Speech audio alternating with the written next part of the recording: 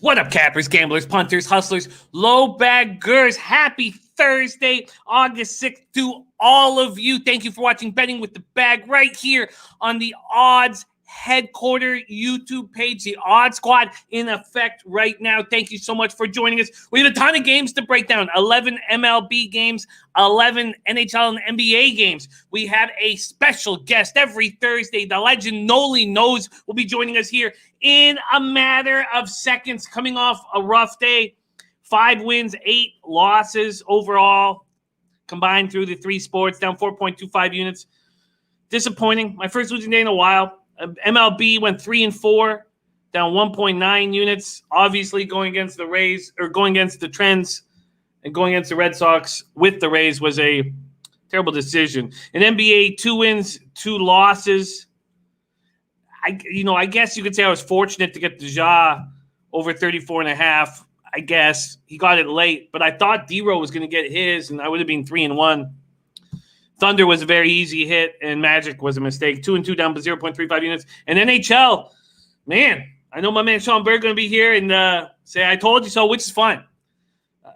I didn't bet on the Pens. I did think the game would be low scoring again, and I did say that I don't think I live in a world where the Habs can beat the Pens in a 5-game series, and I will bet the Pens in Game 4 and Game 5 and see if I'm right.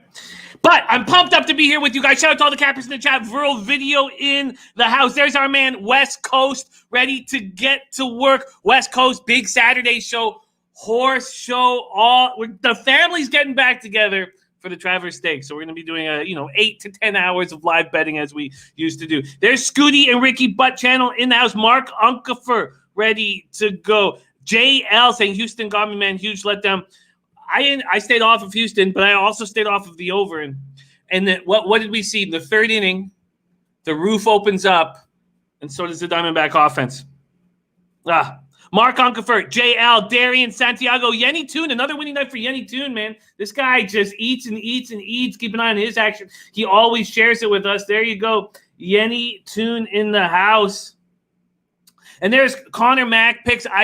My man C-Mac, who'll be live with us on Saturday. I did retweet his PGA looks here and would have had a 7-1 night if the Astros won. Man, Connor Mack Eden. There's a Bada Boom in the house. Neil P. ready to go. Reese. Sean Bird. There he is. Sean Bird. I love it. Sean Bird. Great job, my man Sean. Reese. And I'm now following Sean on Twitter. What a great group. Rob T. 5-2 in the NBA last night. Let's keep it going. I had a boy, Rob T. Mark Rosas. Mike Benson says brown is your color, Jimmy. Thank you, Mike. Thank you. Joseph Gomez. Tim Montana. Yeah, Neil P. Rich Browser was saying, Cap, let's get it. Ron Crawford. Razor Sharp Picks in the house. There he is. Razor Sharp Picks. Joseph Gomez. Python Junkies ready to eat. Ben and Python Junkies coming out with his action too. Let's get that up here on the board. Get that up here on the board. What a great group. Leo Leon, Leroy Flood, Captain Marvel, Guillermo Zertucci, Sean Mosler, Jimmy Gomez, Ben Martin. What a great, great group. So we got action coming in fast and furious. Let's go here. Moving very quickly. Let's get everybody's action up. Ron Crawford, spreadsheet play. A rare loser on the spreadsheet plays yesterday. 8-2-1 on spreadsheet plays. And he's on the Cubs -1. I can't wait to break all these games down with Nolly Knows, the man making unders great again, and the run Nolly Knows on. Let's open with that. Tell us about it, because he is just eating. Reese grabbed the Habs +347 live. I'm not taking the under 5.5 going forward, Joe. I've got 2 overs at big plus lines, but I am taking the under 1.5 first period in the Wild Knuckleheads game. All right, there's William McInnes in the house. There's the Die Hard MMA podcast. Our man Clint's got to be proud of his Coyotes last night, stepping up. Stelly 18, ready to get to work. Lillian Pumpernickel, it's just too big of a line. I'm going to stay off of it. I jumped on again yesterday, and it was a nice score. There's Hunter Engelhart. We got to get Hunter on this show. My man Hunter Engelhart in the house. Goody Ricky Butt says, Jimmy, will you speak about hockey first? No, we're going to go into baseball. We got to focus on what has the most games, and we've got 11 games that we've got to beat up right now. And I'm trying to find Where was it? I'm trying to find. We got looks that I wanted to pop up here. All right, we'll just keep moving forward. There's the king in the house. The king ready to get to work. Brian Warner, Canadian Capper 72, Ron Crawford, DX Filer. A great group. Let's get to work and let's beat up this. Daven, I'm on the first period under 1.5, something I often do in big afternoon games. And with the Canucks injuries, they've actually become, a top-heavy unit with Besser moving up to the Pedersen-Miller line. And what that will create is probably a little more offense, not less.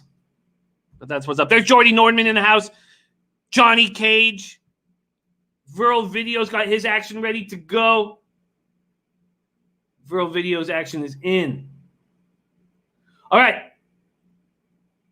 Oh, we have a big Beaver play of the day from Canadian Capper. So this is the order of the show today. MLB, NBA, NHL. And if it's MLB, let's bring in our special guest here. Every Thursday, you can catch him on Betting with the Bag. Nolly Knows in the house. What's up, Nolly, my man? What's going on, Jimmy? Yeah, excited to be here, man. 11 games. I'm excited and trying to stay hot, man. The unders have been great. Tell us a little bit about the run you're on right now. Yeah, I've been on a crazy run these last 8 days specifically. That's when I started on the 4-0 day, the day before I came on the show. And I'm 26, 8-2, the last 36. Profitable about 17 units of profit, average line of about -113. So, yeah, solid run right now. And I'm looking to keep it going. And a big factor of that is the profitable teams to the under. You got 21 teams profitable to the under. Full game, and you got only 5 teams profitable to the over right now. So maybe they got rid of those high-flying balls out of here, and we're seeing that the pitching is ahead of the batting right now. I love it.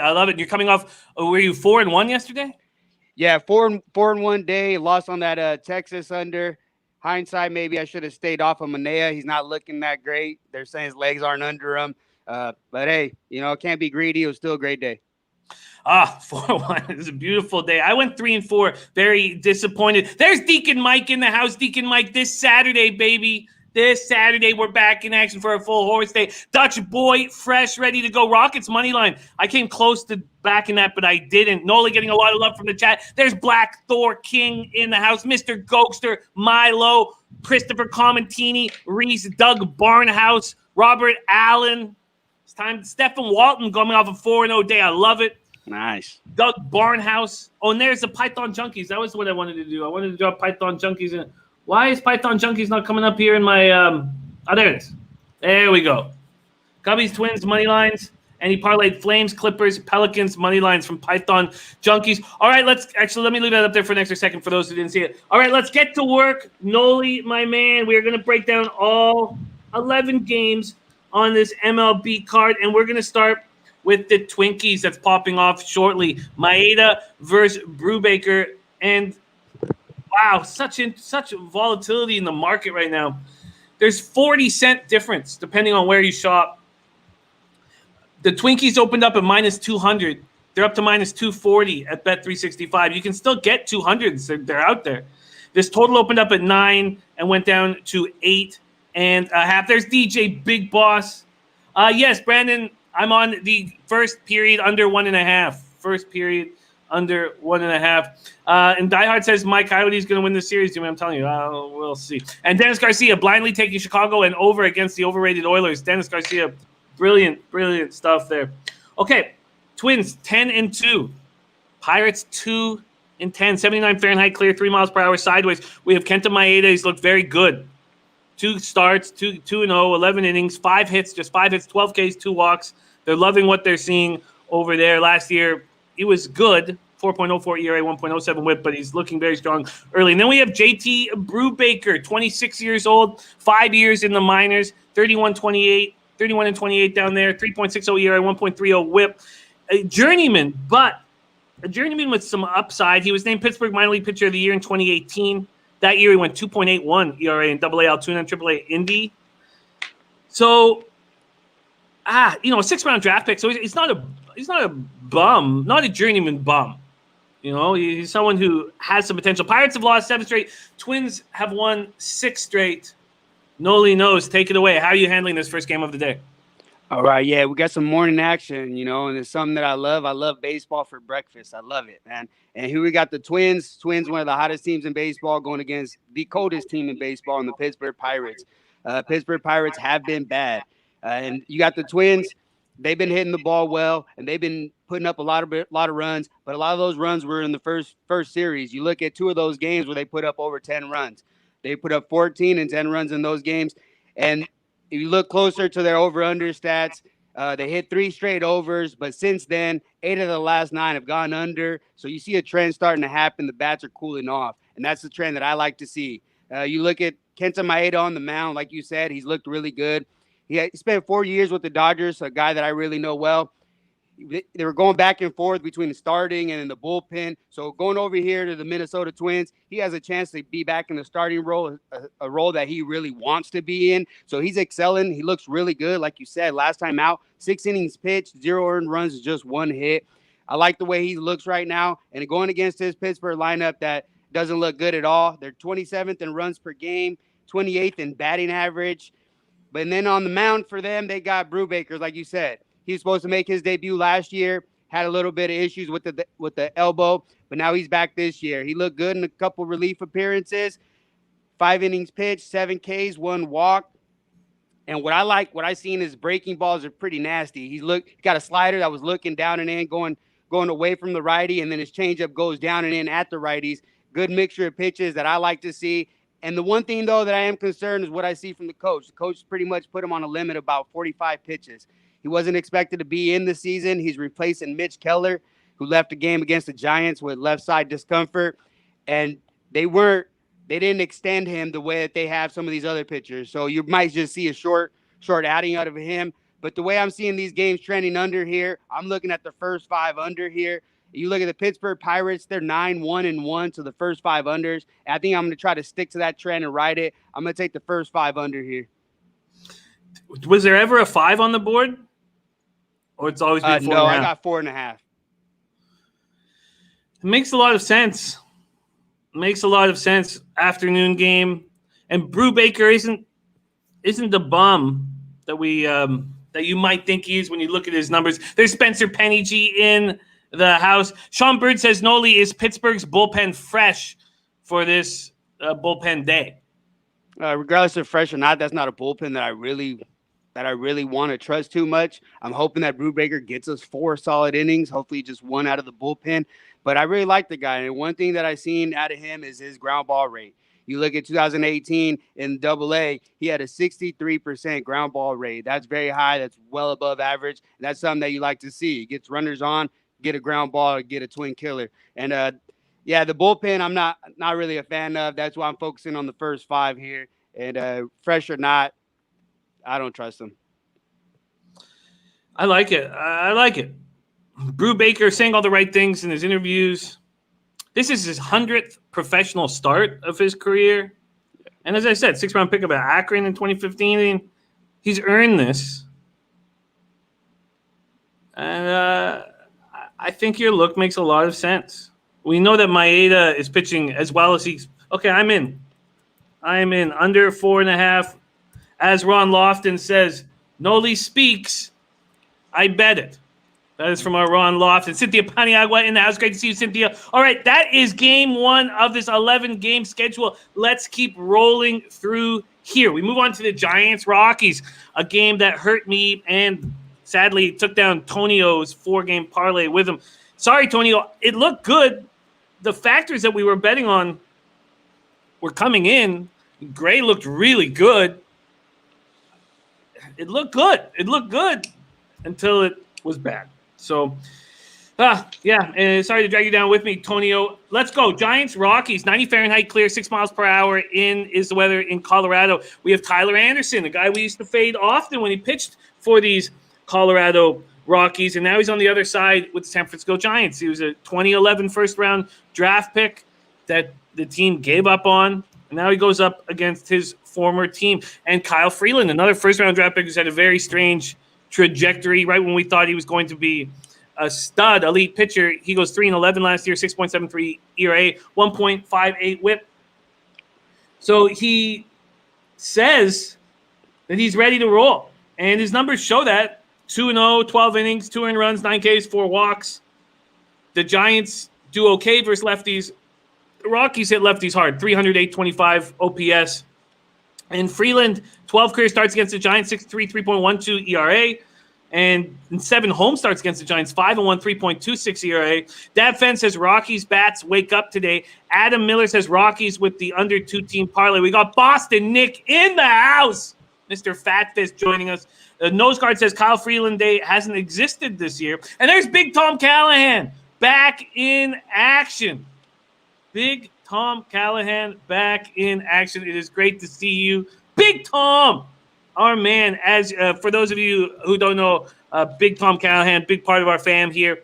And his mom had brain surgery, and he was looking after her. And it was we were constantly sending as much light and love and positivity to the Callahan family. And she's doing well, and we're very excited for the Callahan family. And we love him dearly. Great to see him back in action. Okay, Nolly Knows, Giants, Rockies. Giants, Rockies, yeah, right away what sticks out is Freeland. You know, you look at his numbers in 2018 where he finished 4th in Cy Young with a 2.85 ERA. So he looked really good. And then last year, blew up, completely awful at home, 10 ERA at home. And one thing that you look at is the fly ball rate for home runs. In 2018, the fly balls that went out for home runs, he was at an 8.5%. Last year was a 22%. And the big reason why was the ball, the juiced ball. And that's what he blames. And he says now baseball is not going to mess with his livelihood is what he says now, because he says the ball doesn't feel different anymore. He said he would start the game, he would pitch with one ball, and every time the umpire would throw a ball out, the ball felt completely different. And he's not the only pitcher that mentioned this. But anyway, side note of that, he's looked good so far this year. Like you said, 2 starts, he's looking really good, and I expect him to have a great bounce-back year this year. Going against this Giants team, who's actually been surprising, actually winning more games than I thought. They've been a little scrappy with the bats, putting together a lot of hits, but that's the one thing that they do need. They need a lot of hits, and that's one thing that's concerning.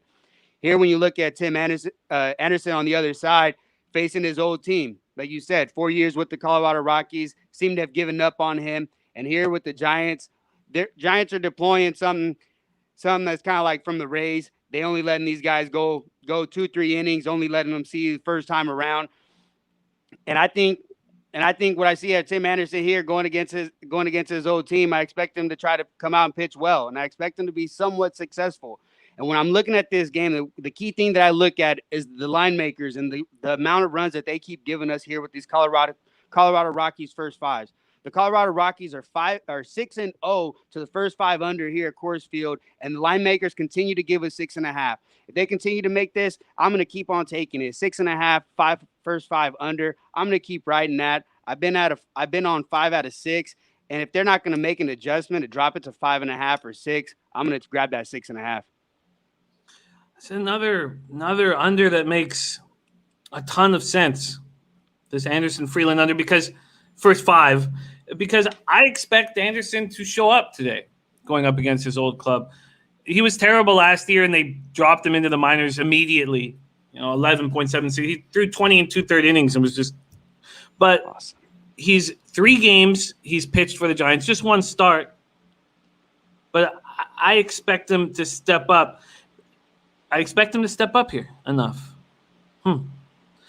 JL says unders were awesome last year in Colorado. DX Filer says I expect over at Coors today. Hunter Engelhart is on this under 6.5 with plus money, and he's on it big. Wow, very interesting stuff. And I now realize I'm gonna have to bet this. And Ron Lofton's getting a 7. I'm gonna have to get this bet in for Twins Pirates as we go here. So good thing I have Nolly with me here, and I'm not solo. Okay, you know what, Nolly, I'm gonna jump right with you, man. Yeah, one thing that I see here is the way he controls Brandon Belt. He's really successful against him, and that Giants offense relies on Belt and Longoria a lot. Longoria does have some success against them, but Belt only hitting 158 in 19 at-bats, and to me, that's great. I love seeing that because that's the one guy that I do fear in that lineup. Well put. All right, 2 spots and 2 bets set for our Nolly Knows. Let's keep rolling here. We move on to Rangers Athletics. Rangers Athletics, 63 Fahrenheit, partly cloudy, 5 miles per hour out to straightaway center. Sean Bird says, I worry about that Twins under. The twin spot is you have to have faith in JT Brubacher. And I can understand if you don't. But I dug into him. And the main thing there is I love the off speed. I love the off speed, and especially going against Nelson Cruz. He has a little trouble with the off speed with a lot of high spin rates, and that's the main guy that I want to get out. That's the main. I always focus on the main guy, and I think he's going to have success against Nelly and be able to settle down these Twins bats because they haven't been as hot as you think. Yeah, no, I like it. I like it a lot. Okay, let's keep rolling. There's the Woj in the house. Jordy Nordman and DJ Big Boss on the Colorado run line. I don't dislike the Colorado run line at all. But Tyler Anderson has a grudge. And different athletes handle that, differently, obviously.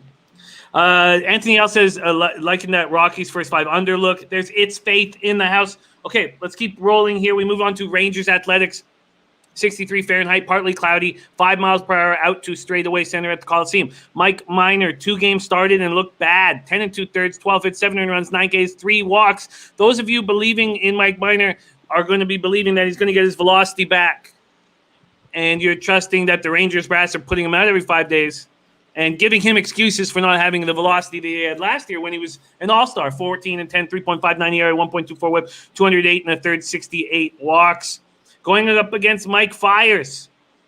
Had a big year last year and always pitches well at the Coliseum. 15 and 4 last year, 3.90 ERA, 1.19 whip. So far, 2 games started, 10 innings, 11 hits, 6 earned runs, 3 Ks, 1 walk. Hasn't looked great. Minor, 2 and 4, 5.65 ERA, 9 games, including 6 starts against Oakland. And Fiers has bad numbers against the Rangers, 5.76 ERA in 13 games. Here we go. Rangers Athletics. Nolly Knows. Take it away.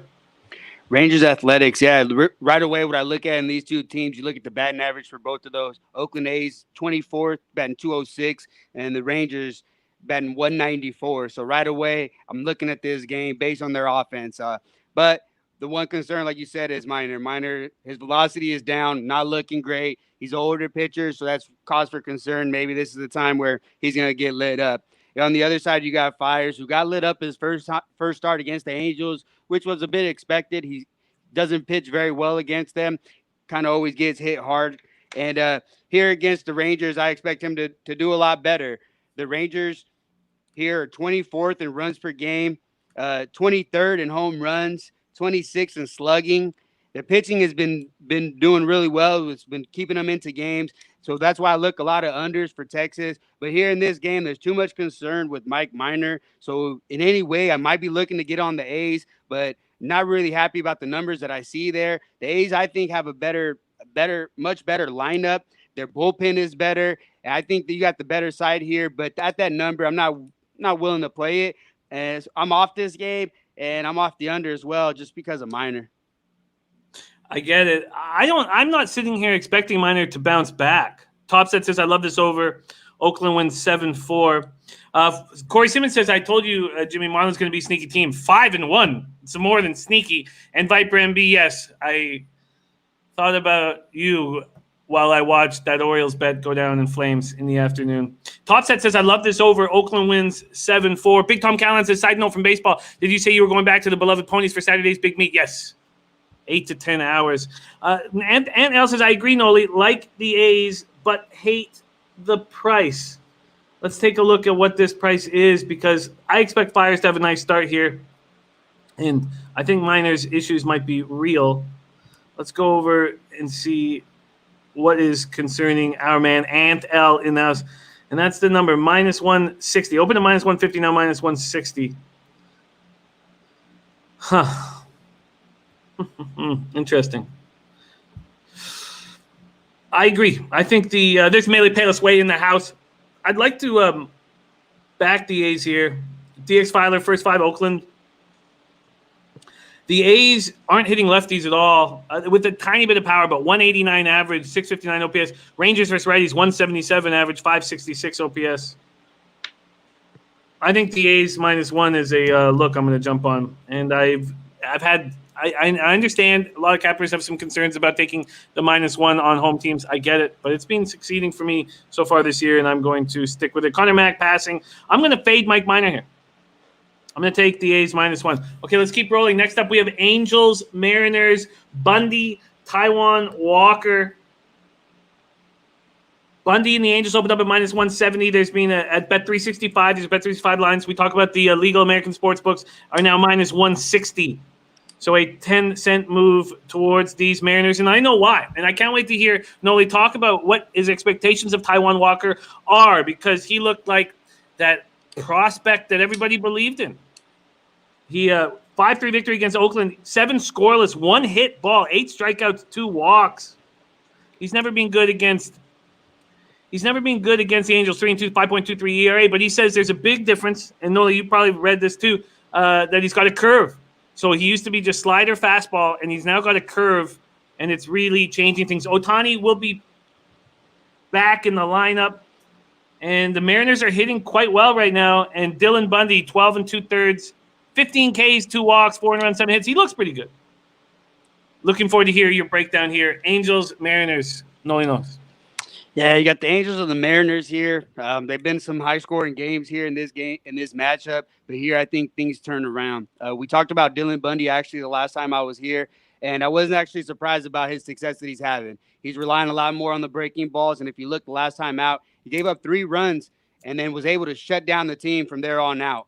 Went 6 innings, gave up only those 3 runs and only 4 hits. So the guy looks really good, and he's looking to revamp his career over here with the Angels, and I think he's poised to do it.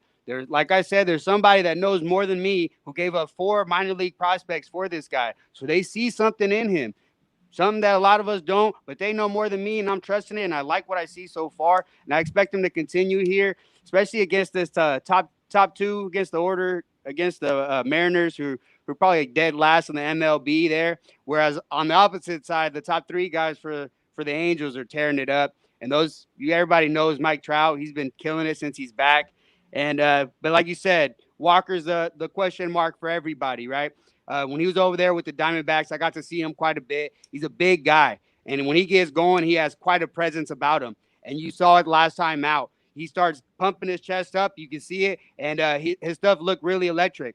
The curveball has changed things dramatically. He spins it off with the fastball, making it look like the fastball on the bottom dropping out. Not the greatest, maybe like about an average curveball, but incorporating it off that fastball is what's making him a lot better. I like what I saw out of him, and what I seen out of him with the Diamondbacks. He was able to put runs of these starts together 3-4 at a time, and I expect that this is the beginning of that run, and I'm going to hop on this. I'm going to take the first 5 under here on this game, and I'm going to stay away from these god-awful bullpens and the lineups, because 3 times around, the Angels might get going, so I'm going to try to get in that first 5 because I like the way both these guys are looking right now. This full game total has gone from 9 down to 8. I don't know if there was ever a 5 on the board. It looks like there were only 4.5s for that first 5. Yeah. And Aunt L making a very interesting point here. Where was it? Aunt L saying, I like Bundy. He says he's not as bad as people think. And remember who Showalter thought Bundy was. He thought Bundy was his ace in his sleeve that he was going to bring up for the playoffs. Now, they didn't get to go to the playoffs because of asinine Showalter decisions, which is another story. But Showalter really believed in Bundy. And as Nolly said, it's not like they didn't give up much to get him. They gave up a lot to get him. It's a very, very interesting look. Under 4.5 for Angels Seattle. Very, very, very interesting look. God, it's fun having Nolly on the show. Let's take another look at this 8 miles per hour in Seattle, 65 Fahrenheit. Man, that's an interesting look. And L's on Angels team total over 4.5. And Flipper 13.5 says models love Bundy. And which models? Which ones? Hot ones or numerical ones? Okay, let's move. You know what? I'm going to sit on this for a little more, but I completely understand why you're making this move, and I would not have been on it had you not have broke that down. Leo Leon says if that Angels lineup starts clicking, watch out. Well, Andrelton Simmons is off the 10-day IL, but he's not going to be in the lineup. So Ohtani is going to be in the lineup. He's hitting 148. Extremely interesting. All right, let's move on to Yankees Phillies. Robert Cherry in the house, in the mountains on vacation, got some plays. Can't wait to hear him. Robert Cherry. Okay, 80 Fahrenheit, partly cloudy, 8 miles per hour, sideways out to left. Montgomery Eflin. Let's see what kind of market we have here. Oh, sorry, I'm on first 5. Let's move over to full game. Apologies here. Full game.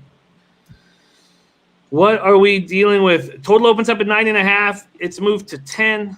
There's 9.5 left. Montgomery opens up at minus 165. At bet 365, there's been a 5-cent move towards Eflin.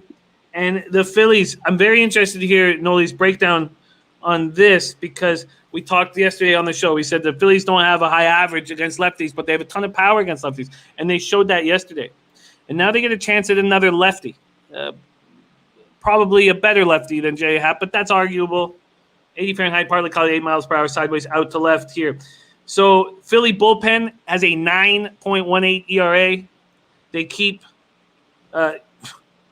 just ruining games for these Philadelphia Phillies. Montgomery had 7 starts in 2018 and 2019. He started 1 game in 2020, healthy, and he looked good in it. And now we have the season debut of Eflin, and I never knew what we were going to get when Eflin went to the mound, and Eflin can't get the strikeouts when he needs them.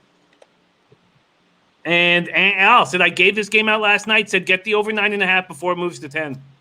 You're absolutely right. What a great call by Aunt Al. And you can catch Aunt Al nightly on odds.com, Odds HQ YouTube page.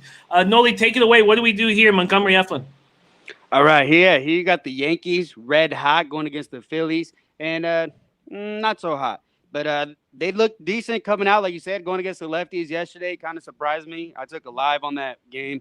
Kind of bit me in the ass.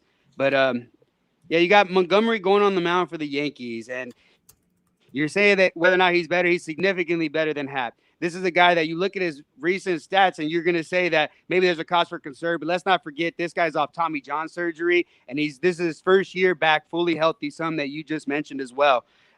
In the minors, he had an ERA at 2.54 with a 1.15 whip. He's looking really confident, looking a lot better here. His presence is a lot better. He pitched 5 2/3 against Boston, gave up 5 hits, 1 walk, 1 run, 1 walk, and 4 Ks.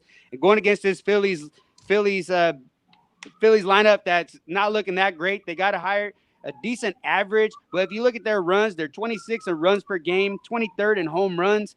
So big contrast between their lineup and their production. If you look towards the Yankees production, the Yankees are 7th in runs per game, 23rd in home runs. So they're putting up runs. Aaron Judge is beasting. Stanton looks good. That lineup is brutal. And going against Eflin, who's a career below average pitcher in the mid 4s ERA, and a guy that I've never really trusted. I don't really like his stuff. I don't like his stature, so like those, I don't fear him on the mound. There's nothing for me to like. And here, when I'm looking at this short price here, well, not short, but shorter than I would expect for the first 5 on the Yankees, I'm looking that way because I think there's an advantage here with both the pitching, the starting pitching, and the lineup. And if I'm looking at anything here, it's going to be the Yankees, maybe money line, but I'm not sure yet. I'm not sure what that number's at now, but I saw like 145 last time I checked. A lot of people back in this Yanks squad. Al says Yanks can cover this over by themselves. Tonio, run line Yanks all day. And Jerry B says his book has Tanaka pitching. It's not Tanaka. Sean Bird says over first 5 based off what you're saying. Seems like a real solid bet. I'm very curious to see what Eflin does here. Would you be surprised? Would you be shocked if Eflin goes out and has a nice start? No, I'm never shocked when these guys can put up numbers. To me, a lot unders always live in any game because these pitchers are there for a reason. He can put together stats. Yeah, he's got a 4.4 ERA, but some of those there's 6 ERAs mixed with a 2 ERA. So sometimes he can't put it together, but I don't think so. Not here, not today against this Yankees lineup. I don't need a whole lot. I think Montgomery's going to come in and deal. Huh. Very, very, very interesting. Okay, I'm not making a move at this point, but seeing you guys on the Yanks and seeing you guys on the over is appealing. There's no doubt about it. Okay, let's move on to a spot. I love hearing Nolly talk about Luis Castillo. I'm backing Luis Castillo first 5 full game. Now, Carlos Carrasco is better. He's healthy. I know he went through a ton last year, and he looks good this year. There's no doubt about it. He looks good. And Castillo got touched by the Tigers in that second time they saw him. I'm not entirely sure why that is. But I'm going to back Castillo here. I just feel like we have – now, this is also expecting Moose to be in the lineup. He might not be. He left Tuesday's game with a bruised quad. But I think I have a better lineup and a better pitcher. And now we go into a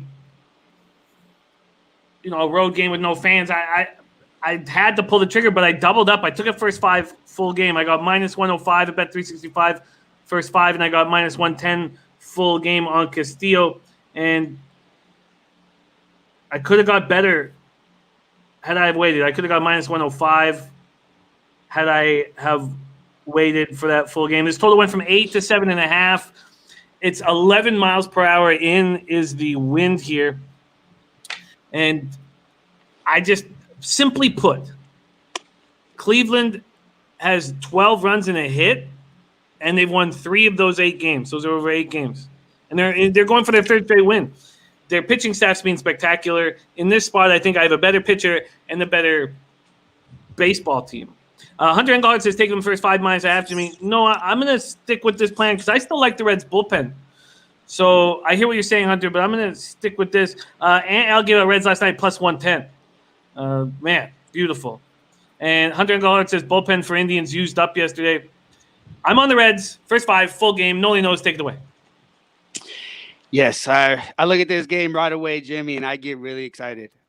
It's kind of like an inside joke that I always say, and I look at this game and I see holy Nolly. Those are the games that I hammer. So they don't come often, but this is a game that's checking every single box that I like when you look at lineups, pitching, bullpen, and weather. So I really love this game. When you look on the Cleveland side, you got Cookie Carrasco on the mound, and yeah, he's battled leukemia. He suffered. He was in a really bad spot, but he battled all the way back, and he's looked good so far early in the season. And the main thing where I focus on here with this Cleveland team is their inability to score runs and their ability to hold down the other team. They lead the majors in team ERA with a 2.21, and in runs per game, they're 23rd. This team has been killing it on the unders. They're 12-1 to the under. This is a team that historically, well, not necessarily historically, but for the last 3 years has started really bad. Their offense always struggles to get going. And I expect the same thing here going against Luis Castillo, one of the top pitchers in the National League. Yeah, you can look at his stats from the last game and you see he did get touched up, but that mainly was in the 5th inning. Going into the 5th inning of that game, it was a 1-0 game, and he had multiple chances to get out of the inning, just couldn't figure it out. Maybe the fact that seeing him in back-to-back starts did affect him eventually, but I still saw greatness from him, and I still will rely on Castillo, especially going against this inept Indians offense. The 30th in batting average, 0.183. And like you said, Jimmy, the first 5 crept down to a 3.5. That's something that does concern a lot of people. I did grab a 4 right away, but when I look at this game, I'm still going to take the full game. I like these bullpens. And like I said, full game, 12-1 to the under for the Indians. I'm taking the full game under 7.5. And because of the fact not to take the 3.5 is because at the end of 5, if I'm sitting at 4 runs, I'm okay having 3.5 for the second half of that game. That's a typical bet that you would see. That's a number that you would see on second halves. So I'm okay with that. So I'm not going to risk giving out a 3.5. If you can grab a 4, grab it. But I suggest a full game under 7.5, and I'm hammering this game. I love it. Yeah, I thought about you when I was capping it. I'm very comfortable doubling up. If I could have got a 4, I would have snagged it. And 3.5, is not. It's not bad. I expect it to stay under that, Jimmy, without a doubt. But a couple, with the volatility in baseball, can sneak over a little pass ball, gets you that 4th run, and it's happened to me plenty of times. Yeah, and Al says grabbing Indians first 5 unders when they drop, they're getting bet down quick. And Benny San Diego says, can anyone tell me if they're taking the Twins to win? There's too much juice. We've been on them a lot, and I wouldn't talk anybody off the Twins -1. We just took that first 5 under is what we did. And Al also got it at 4 and went to 3.5 in less than an hour. And Melee Palace Way is also on the Twins. Great breakdown. Very, very good breakdown from our Nolly Knows. And when you see a game like this, you just know. Nolly's going to be loving it. Okay, let's move on to Nate the Great Pearson pitching for the Toronto Blue Jays against the Braves. Tukey just saying we get to see a couple highly thought of young pitchers, but Tukey might be overthinking things right now. He did not look good last year. They only gave him 1 start. He was a bullpen piece.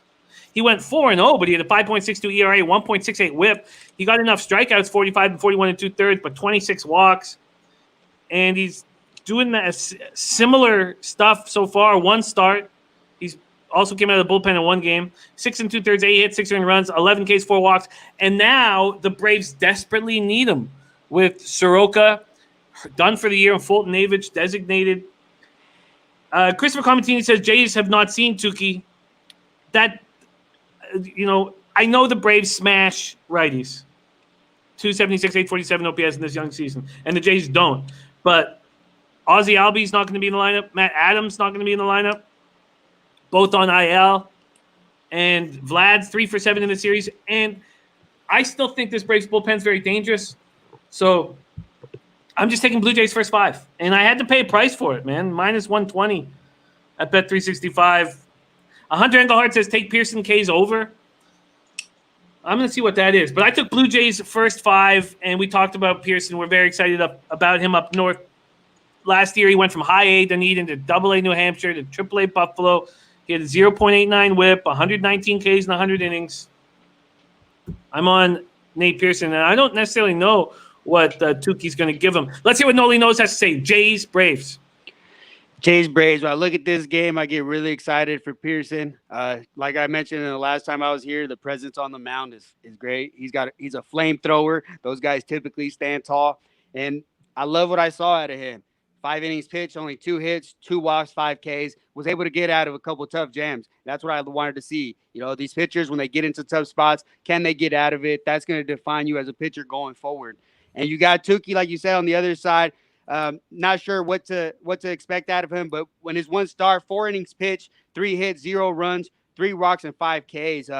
In 6 and 2/3, he's got 11 Ks, which is really something to look at. His stuff has looked pretty nasty. And going against this Jays offense, who hasn't looked all that great. I believe they're 28th in runs per game. And you saw yesterday it was a really close game. I believe it was a 2-1 game final. And I expect him here to have a little struggles against Tucson. He's, like I said, he's pitched well and he's striking guys out. I haven't seen too much out of him, but I like the short sample size. And one thing that I believe it was Hunter Engelhardt that alluded to it is the strikeout prop for Pearson here. You got the Braves dead last in strikeouts. They've got 11. They strike out 11 times a game. That's ridiculous. And here, going against this flamethrower, I think the number is sitting around 5 or 5.5. I really like the strikeout prop here. I'll definitely endorse that. But here, the angle I'm looking at is the under on the first 5 here as well. I like it. I still don't know. This is a very important start for Tukey. And I don't know what he's going to give us. And I think that the strikeout prop makes a ton of sense. It's 4.5 at -130, as my man Sean Bird said right now at Bet365. 4.5 at -130. That makes sense because of the shortened season. There's going to be no real concern for us in Montoya, or for the Jays in Montoya to keep his innings down. They're going to be down regardless. So I like it. So I'm on Jays first 5 already. And it's being bet. But a little addition here is going to be Pearson strikeouts over 4.5. Now, if I don't bet it soon, it could easily be at 5.5 before I get there. So I may have to lock it in while we're on the show here. Okay, let's move on to Astros Diamondbacks. We have Brandon Belak, 24-year-old Brandon Belak. I believe this is his first start. I believe this is his first start. He's come out of the pen twice. This is his first start. He's looked good out of the pen.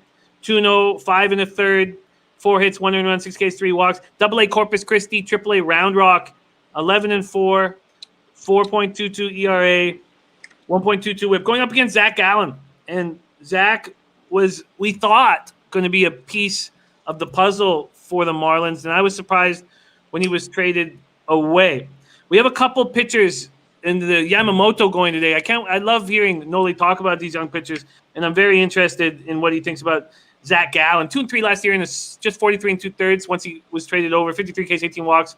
Astros are starting to hit against righties, and what happened last night was unbelievable, and just a live bettor's paradise. They retract the roof in 100-degree heat because the Diamondbacks aren't hitting, and they put 9 runs up in the 4th inning. I mean, it's just crazy.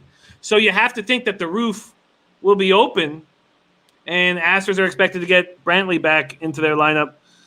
Astros have 67 runs in 11 games, and the roof is expected to be open. And the roof is so important at this ballpark. Take it away, Nolly. Astros, Diamondbacks. Yeah, Astros, Diamondbacks. And right away, early in the season, I was taking Diamondbacks first 5 unders right away. So that's always something that I look at. But here, when I look at the Astros have been putting up some runs. They're actually with the most profitable team for the overs in the first 5, sitting at 9-2. And here they got the youngster on the mound for them. And a lot of these guys are unfamiliar with. He looked really good out of the pen, making his first start here. But I got to be honest, this is one guy that I'm not all too familiar with. But one thing that I can assure you is the way that these Astros produce talent. And these guys have invested a lot of money into producing pitching, more money than anybody in the major leagues. And so there's no doubt that he's going to come out and pitch solid. These Diamondbacks, what they did yesterday, to me, it's more of an anomaly. Yeah, they opened up the roof, but you look at all these games, they haven't been able to produce much. I expect them to come back to earth a little bit here. But how they get to him and how they deal with Belak, I'm not really sure. On the other side, they're pitching for the D-backs. He looked really good. He looked really good against the Dodgers. Zach Gallen went 6 innings pitched, 5 hits, 2 earned runs against the Dodgers, and he looked really good. Looked really impressive, and I expect him to continue what he did there. Against this offense, yeah, it's scary. They put up a lot of runs. I expect them to have some early success. I'm not sure I want to take the first 5, but these bats on the other side with the Astros really scare me. And like you said, that open roof, that ball does fly over there with the Diamondbacks. They went to the humidifier just like in Colorado. So I do wonder what's going to happen here. I'm going to sit back and kind of take some notes on both these pitchers. Yeah, it was well put. Cowboys Life says, why is the roof so important? It's just nuts the way it works. They open up the roof, and that ball starts flying, and that's why Nolly said they put in the humidifier to try and stop that. There's Delio Contos. We got Schaff in the house. This is a stay off for sure for me. Just the way the roof opened up and everything changed was nuts. Let's move on to Cubs Royals. Chatwood having a nice start. Chatwood looking good early in the year. Added an extra pitch to his arsenal. Says he's a different pitcher. Must love having Ross managing this ball club. Cubs Royals, we cashed for the Cubs first 5 -1/2 yesterday, and we get to see Keller's first start of the year. Cubbies opened up at -175. They're now -160, a 15-cent move towards the Royals. This total opened up at 9, and about 30% of the books have moved it to 9.5. Robert Cherry says, how about the over, Jimmy? I think what Nolly said rings true. Was it an anomaly? They opened up the roof and scored 9 runs in the 4th inning. I mean, at that point, I just need to watch what the hell's going on. At that point, I just need to watch. Chatwood 2-0, 2 games started. 12 and 2/3, 6 hits, 1 earned run, 19 Ks for Tyler Chatwood. I mean, this is not Tyler Chatwood type stuff. Last year, they only started him 5 times. Came out of the bullpen 33 other times. Now we see Brad Keller. Supposed to be their opening day starter for the 2nd straight year. Tested positive for COVID. And he can be a very good pitcher. His K and walk ratio is not strong. So I don't know if that will hold him back, but I know you know Keller well. He's faced the Cubs once. He gave 4 runs on 7 hits, 3 walks, 4 strikeouts over 6 innings, and a 5-0 loss. And Chatwood career high 11 strikeouts against the Pirates on Saturday. And he's got terrible numbers against Kansas City, but he says he's a different pitcher right now. So take it away, Cubs, Royals, my man.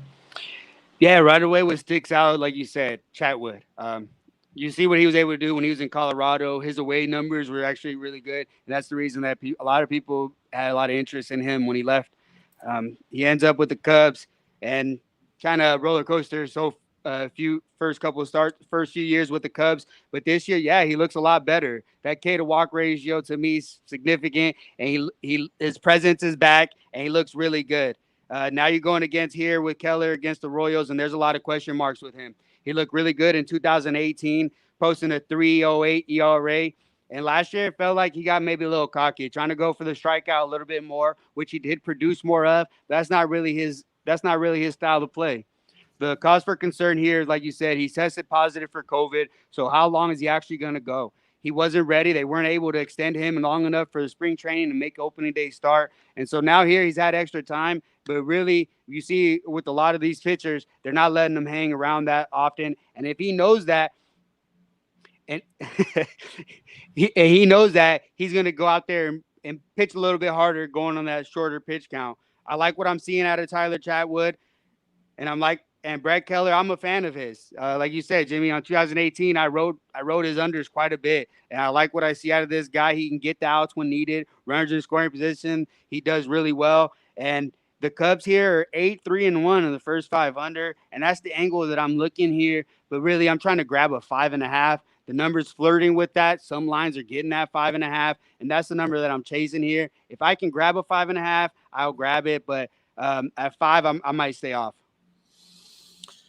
Joe Rich Ramirez not afraid of that 5. He's already on the first 5 under. We got Nolly Knows breaking down the entire MLB card with us and doing a great job. Chris Smith in the house. Great to see you, Chris, my man. T. Henderson giving us NBA looks. We're going to get an NBA here shortly. Melee Palace Ways on Leverkusen. So is West Coast and a few others in the chat. Let's keep rolling along. I'm staying off this game. I'd say that I've got question marks with Keller, but seeing the market move towards the Royals does make me want to. I do think that the Cubs at -1 has value. Do you believe in what you're seeing from Chatwood? Yeah, I do believe it. I do believe it. And like I said about the runs earlier with Walker, this is the type of run that I see him on, and he's progressively getting better. The pitch count is looking good. Ross is not afraid to leave these guys out there. You saw Hendricks throw a complete game early in the season. So maybe it is the change in coaching staff. It does help a lot of guys, and I do believe in him. And if anything, you're going to look at the Cubs. Cubs are 10-2. Royals are 3-10. And the Cubs lineup definitely, I would say, a lot better. But I do fear that bullpen. That bullpen has been awful. So if I'm looking at Cubs, it's got to be first 5. Got to be first 5. But there is the potential of Keller coming out there and looking very good. Yeah, that is that. And I feel that he might, and especially in the shortened start, because he knows I don't expect him to go too deep. Agreed. So can't take Cubs. You can take them full game. Look, they're 10-2, but their bullpen is going to hurt them at some point, and that keeps me off of the full game. And what keeps me off of the first 5 is what if Keller is lights up, because he's certainly capable of doing it. So I'm off that game. But Ron Crawford spreadsheet play of the day. 8-2-1. Ron spreadsheet plays of the day is the Cubs -1. From Ron Crawford, our man Ron Crawford. 8-2-1. Move on to Orioles at Marlins, but it's in Baltimore. 78 Fahrenheit and thunderstorms. I wonder if any of these sites think it's actually going to go. Does RotoWire think this game is going to go? Let me pull that up here. Do they think this game is going to happen here?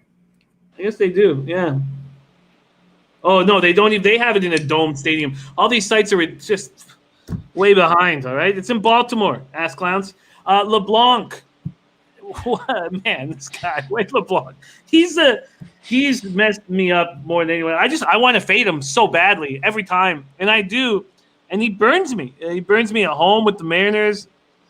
Now he's over here with the Orioles, and he's gotten off to, for him, I guess, a decent start.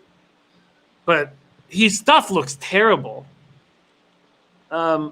look at this. I mean, he's got a 0.818 whip to start the year. 8 hits and 1 walk in 11 innings. He has allowed 5 earned runs. Because if you hit him, you generally hit him hard. And then we have Yamamoto, whom I'm so excited about watching. Christmas says Marlins rolling. Yamamoto season debut. When he came in last year, he was lights out. Lights out. And then they got tape on him. I don't know what he's going to do, but Baltimore has 1 run in 23 innings against the Marlins. So this is I don't know what to do in this spot at all. Let's see what the market is telling us, and then we'll hand it over to our man Nolly. Marlins open up at minus 130. There's been a 10-cent move towards them. This total sitting at 8.5. Take it away, Nolly. Yeah, look at this game and consider this. Originally, you think 2 bad teams, but the Marlins actually been playing really well, and the reason is their pitching staff. As a pitching staff, they're allowing opponents a 192 average, 2.57 ERA. That's good for third best in the league. And so that's what's been able to keep them in contention because, yeah, their lineup is a lot better, but still not producing a lot of runs. You look at their home runs, they're 25th, only 8 home runs for the Marlins, and total runs, they're 29th, only 24 runs. So they're not putting up a lot of runs, and their pitching has been really great. The question mark here is Yamamoto, like you said. I rode him early in the season because if you can get a team like that's not producing runs and a good pitcher, I like to ride the unders. But here with the question mark with Yamamoto making his first start, I'm not sure if I'm going to take action. I'm hesitant a little bit. And you look on the other side, Wade LeBlanc, never been a fan of his. I don't like what he's got. His career, he's a 4.45 ERA, slightly above average. And this is the type of guy that will go and give you 5 strong innings one day and then get lit up the next day. A guy that's very inconsistent, a guy that I really don't trust. Yeah, his whip looks good right now, but I'm not trusting LeBlanc at all. I have to see what he's going to give me. I need to see more out of him. And against this Marlins lineup that you said hasn't produced a lot, but still, you look at the last few games. You look 1-0, 2-1, but mind you, those were 7-inning games. So let's put that into perspective a little bit. But still, none of these teams are really scoring. So I'm going to look at this game, and for the pure basis, they can't really hit. I might take an under, but it doesn't check all the marks, so not a play that I'm on right now. And Marlins are hitting lefties, 294, 814 OPS. Orioles versus righties, 216, 660 OPS. I hesitate to go to the Marlins now. Jump on the Marlins. Too often I come late to the party and then I stay way too long. I don't know. The Marlins seem like the play. Yamamoto first start of the year. Lord Vader in the house taking Marlins first 5. Robert Cherry taking Marlins first 5. Connor Max says, want to take first 5 under. Seems like these teams due to score some runs today. Miami 3-0 since returning all 3 wins in Baltimore. This is going to be a stay-off spot. But, as Ron Crawford said, he said LeBlanc's FIP is over 5. I mean, I just don't know what Yamamoto is going to give us, and I don't want to play a guessing game. We saw what happened to Yamamoto. He came in last year during the season, and he was lights out. MLB got tape on him, and then he started getting hit hard. So, all right, let's move on to Brewers White Sox. The final game on the card. What a great job Nolly Knows has done breaking them all down. This was an over for me. Those of you who run with me for a long time know that I don't despise Gio Gonzalez. I just think he's a bad pitcher. And, yeah, he's hurt me whenever he has a good start. But also Josh Leblanc dealing with his back injury.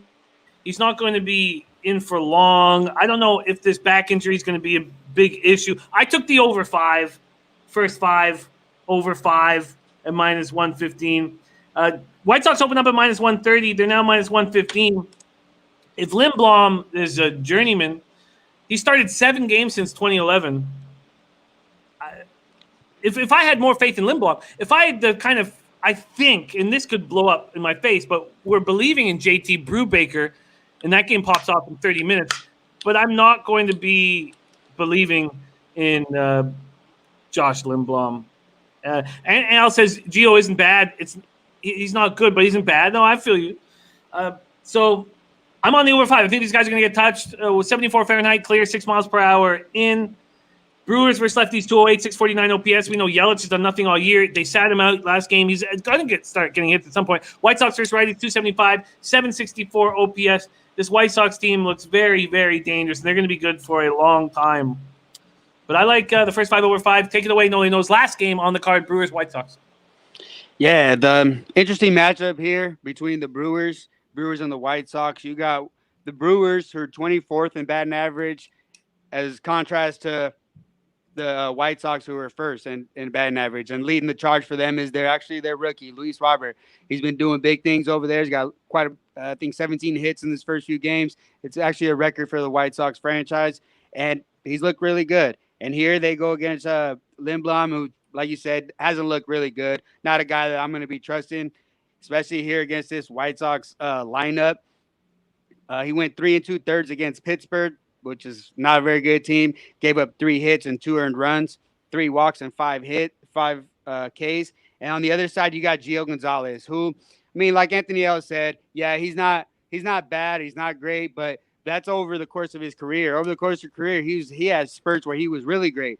But what I seen out of the last couple of starts is something that I really do not like. I don't like what I'm seeing out of him. You have good reason to fade him. I don't like the way he's looking. The one concern here, though, is the Brewers lineup. This is a team who does not look good at all. You got Christian Yelich, who has been awful. I'm watching the game. I've taken their unders quite a bit because of that fact. I expected him to be cold. And I'm watching the game, and one of the games, they load the bases to get to Yelich. And, you know, if you're watching baseball the last 2 years, that's something you would not have done, you know, and it works. That's the crazy thing about it. Ryan Braun has been awful. So those guys, and then not to mention Lorenzo Cain leaves because of the whole COVID situation. So their lineup has been looking really bad. So yeah, going against Gio might be able to put up some runs, but that's something that I'm not willing to trust with this god awful lineup of the Brewers and how cold they've been. So really, I don't like the pitchers. I don't like the lineups. Really, I'm just gonna stay off this game. I get it. And great stuff on Gio. He struck out 6, shut out 6 in 3 2/3 shutout innings. He can only go 3 2/3. He's struggling getting through batters and getting through lineup. No Co says Yelich top 3 hitter in the league. He'll wake up at some point, just not today, says our No Co. There you have it. All 11 games broken down. And you know what's happening is Thursdays we're not getting full 15-game cards tonight. I think we got to move Nolly to a day where we get them. I feel like we need them for 4 more games, but they're not here.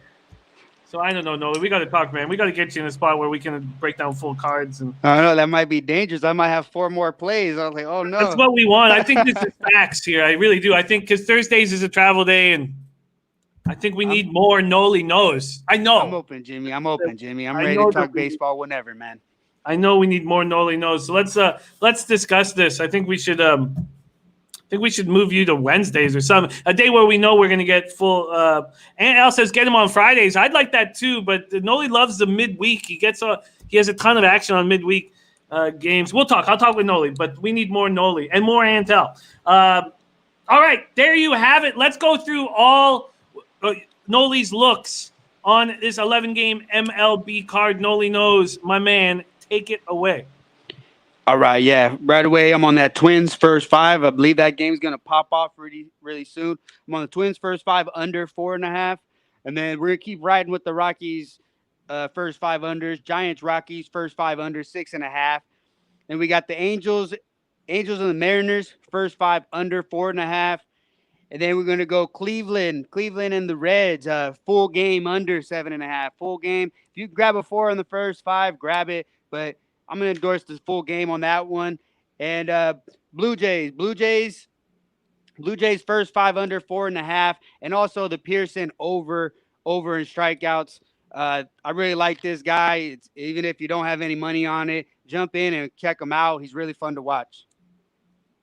Beautifully put. Good looking card. Nolly running hot. Nolly, I don't mean to.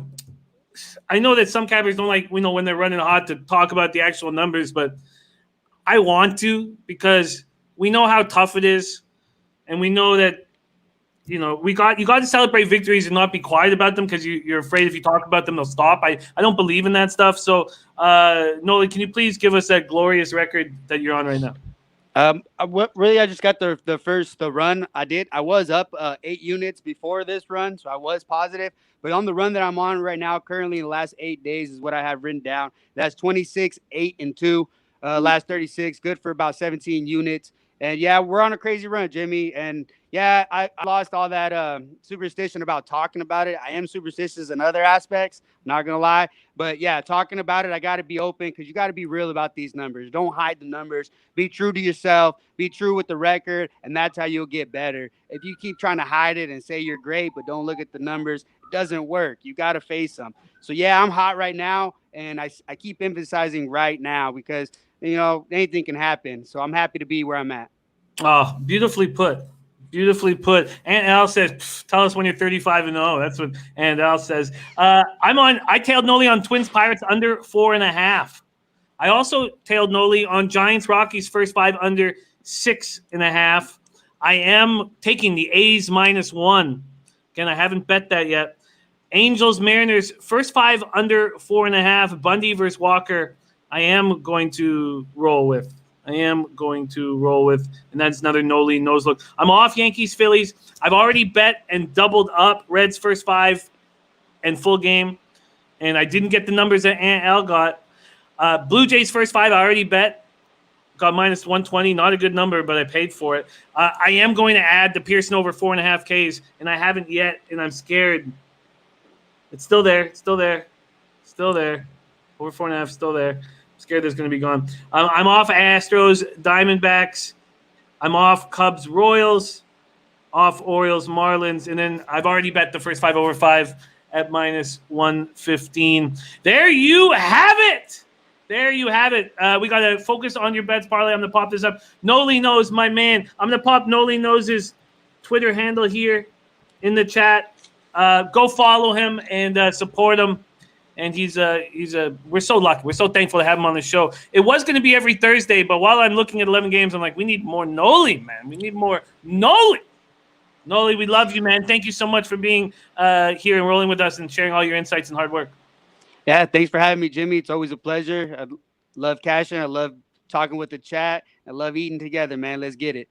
Let's get it. And we are talking about a night baseball show roundtable of sorts with Nolly and Ant, and we were talking about that. That's going to be coming up soon. Mark Rosado says Tuesday and Thursday. Maybe that's another piece of the puzzle to get Nolly on more than 1 day a week. Good thinking. Nolly, thank you, my man. Enjoy the day. Good luck on your action, and can't wait to have you back on. Thanks a lot, Jimmy. Hey, good luck to everybody, man. Let's cash those tickets. Let's get it. There he is. Nolly Knows. One of our MLB experts, Nolly and L, are MLB experts doing a hell of a job. Okay, moving to NBA. Let's talk the association. Coming off a 2-2 day, it was very upsetting. Very upsetting. I mean, obviously, watching that first quarter of my team, the Raptors. Now, I'm not against betting against my team, and I thought I was in a good spot. I thought it was a bad situational spot for the Raptors, and obviously, I was very wrong when they hold the Magic to 11 points. I went 2-2 yesterday, down 0.35 units. All of a sudden, I'm barely holding my head up. 125 wins, 113 losses, hitting at 52.5%. I'm up 2.92 units. That's it. ROI plus 1.23%. Average line minus 108. And let me grab this quickly here. Just so you guys, what happened yesterday. John Morant, over 34.5 points, rebounds, assists. But I was watching the game, and we got 36, but they took an assist off of him, which they should have. I couldn't believe they gave him one on the one play. So we ended up at 35. So I got by a half point. DeRozan ends up at 31, and I had over 32.5 points, rebounds, assists. We had Thunder plus 5.5, and then I had Magic plus 7.5. All right, let's get to work. Von Polo says, let's get back today. Pineapple Cook says, never bet on your team. Pineapple Cook, the great Gabe Morency, who's, you guys know, he's a spectacular guy and capper. And he did a lecture at the IFBC saying that part of his lecture was that you should bet on your team and against your team. Nobody knows your team better than you. They're your team. So I thought that was beautifully put, and I have no fear of fading my team or betting on my team. And I bet on the Knuckleheads yesterday, and I'm not betting on them today. A little afternoon game I'm a little uncomfortable with. Alexei Shestin in the house on Clippers money line. Let's get to work. Let's take a look at Focus on Your Bets action. We are going to start with the Pelicans versus the Kings, and Focus on Your Bets is on the Pelicans money line. And Jordy Nordman says, love Morency. Yeah, I mean, he's an absolute legend up here in Canada. Absolute legend. There's Denizzle 14 in the house. Love it. Thank you for joining us. Okay. Sean Bird says there is no value in that line Pelican game -4.5 on either side. Bet this game in-game. And that's what Sean Bird's been killing, the in-game betting. And remember, look at the guy who won Jeopardy. He's focused all his time in playing basketball. Bet this in-game, you'll get a much better number. Pelicans can't carry that big of a number. All right. And Prince of the City says, I have no fear of fading Philly. I live here. They hate my teams. I get it. You do a great job fading Philly. Okay. Ron Lofton says, books adjusted to the Suns pregame. Now, I'm fading the Suns, but we'll get to that in a second. Let's talk Pelicans-Kings right now. And we heard what Sean Bird had to say about this situation. Pelicans opened up at -4 at Bet365. They're still there. They went up to 4.5 and then dropped back down to 4. Their total has been sitting at 234 or 234.5. I'm with you. Focus on your. I'm with you, Corey. I'm fading the Suns. All right. So Zion is going to be playing a lot. So he played total 29 minutes in their 2 losses. Comes back, plays 25 minutes, scores 6 of his 23 points down the stretch, and they beat Memphis by 10 points. What we've seen from Memphis is without Jaren Jackson Jr., and for whatever reason, they're not good.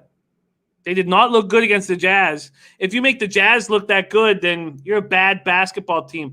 Prince of the City's on the over. Ingram, 23 points. Says no D in this game. That's a very interesting look. No D. That's a very, very, very interesting look. Sean Moser says Pelicans looked a lot better last game, and they think they smacked Sacramento. They are a much better team.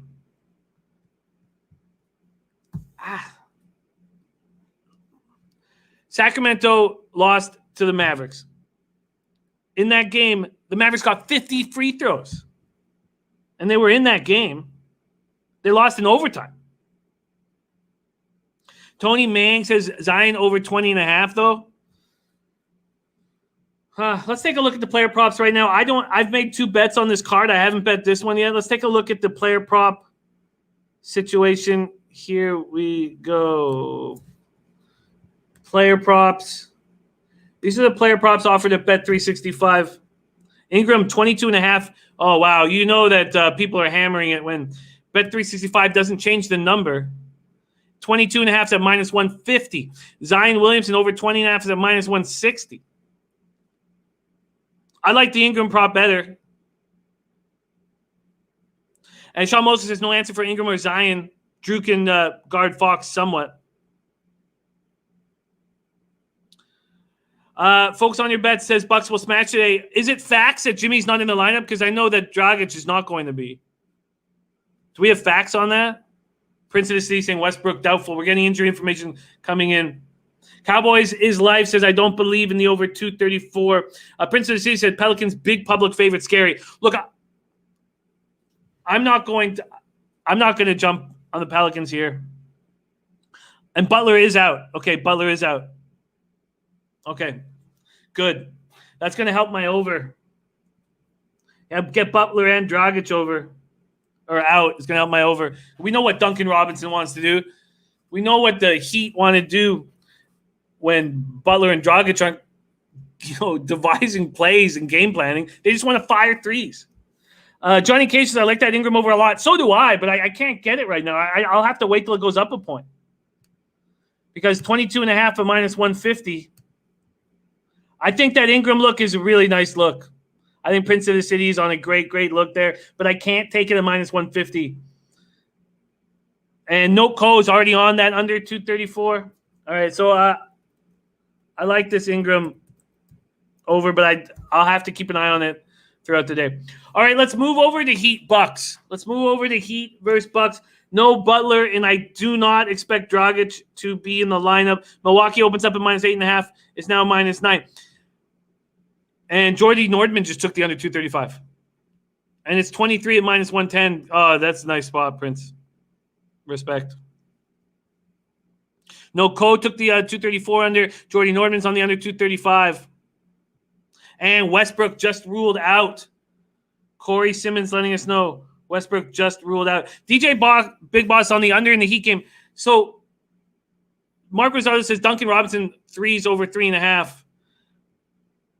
And, oh, shit, that game's starting in 20 minutes. Shaft, you're absolutely right. Thank you. What was I thinking? I think I'm going to sit here and watch the line. Of course. What the hell am I thinking? 22.5 at -150. You know what? It's my mistake for not finding it earlier. Focus on your bets. I love my man Corey Simmons watching Jimmy and NBA TV at the same time. My man Corey Simmons. Okay, let's move on to Heat Bucks. Okay, let's talk pace.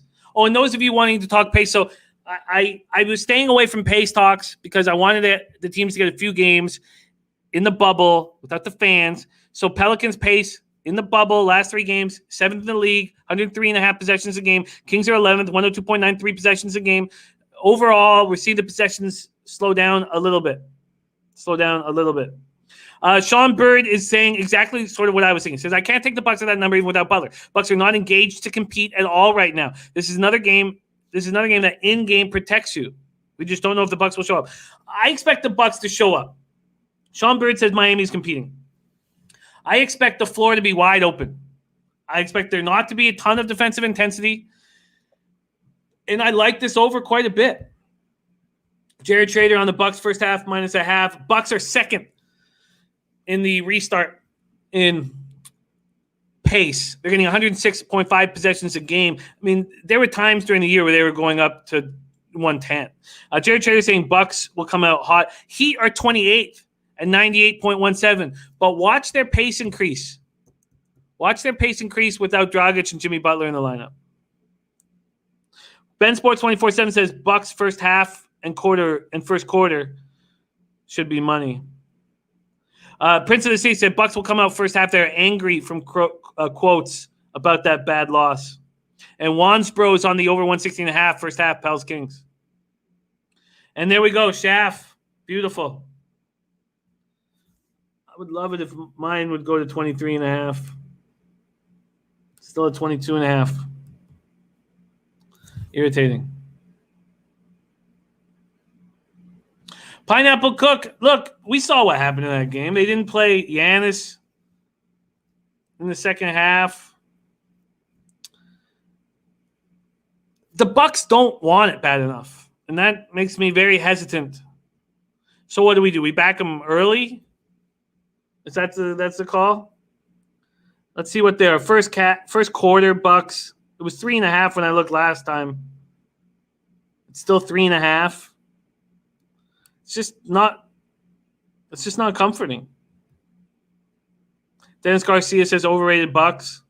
So Bucks, including the last few games before the COVID stop, they've lost 5 of their last 6. 5 of their last 6. Pineapple Cook says Heat are a live dog. Nolly Knows says, do we fade teams who have nothing to play for? You fade them in situational spots. But once they get embarrassed, like the Lakers and the Bucks did, then you fade them second game at your own peril. Because after they get embarrassed, it's very situational when a team isn't trying. There's Kevin Linebeer in the house. Great to see you, Kev. Captain 24/7 says over his best bet in the Bucks game, and I'm already on it. Over 22.5. We all know what Duncan Robinson wants to do. Open threes as many as he can.